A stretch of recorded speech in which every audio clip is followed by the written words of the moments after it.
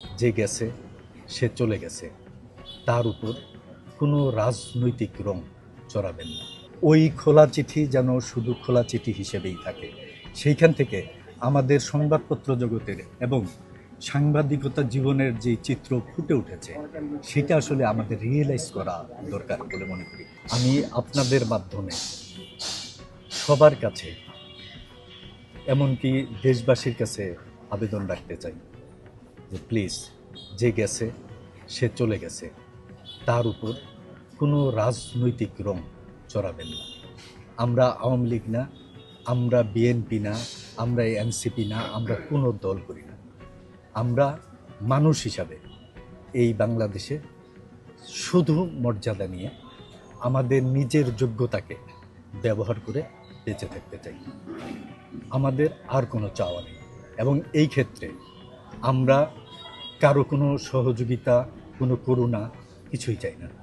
আমরা শুধু চাই আমাদের প্রাপ্য যে মর্যাদাটা, আমাদের যোগ্যতার যে প্রকাশ, সেই জায়গাটা যেন বহাল থাকে। আমি ইতিমধ্যেই শুনেছি আমাদের পরিবারের মুখ দিয়ে বিভিন্ন কথা, বিভিন্ন অনলাইন, এমনকি মূলধারার পত্রপত্রিকাতেও বের হয়েছে। আসলে আমরা এতটাই বিপর্যস্ত, আমরা কোনো কিছুই ভাবি নাই, কোনো কিছু ভাবার আমাদের সুযোগ হয়নি। আমরা আমার দাদা নিখোঁজ হওয়ার পর থেকে তাকে কিভাবে ফিরে পাব, সেইটা নিয়েই ছিল আমাদের মূল কথা।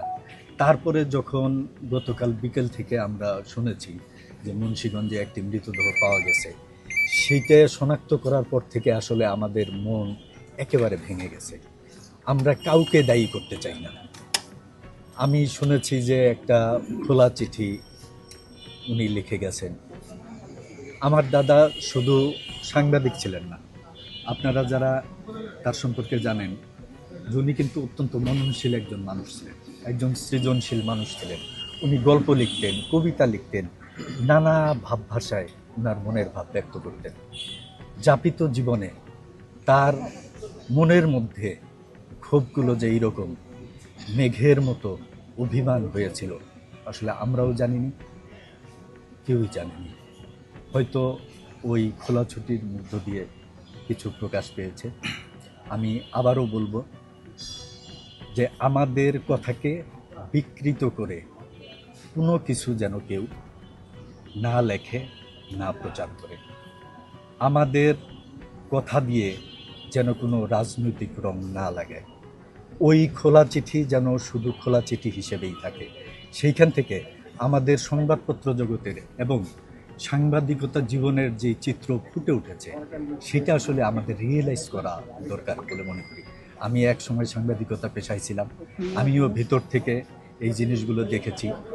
এইখানে কিভাবে আমরা পরিবর্তনগুলো আনতে পারি, ভবিষ্যতে আর কোনো সাংবাদিকের জীবনে যেন এমন দুর্দশা, দুঃসময় বা ট্রাজিক পরিণতি না নেমে আসে।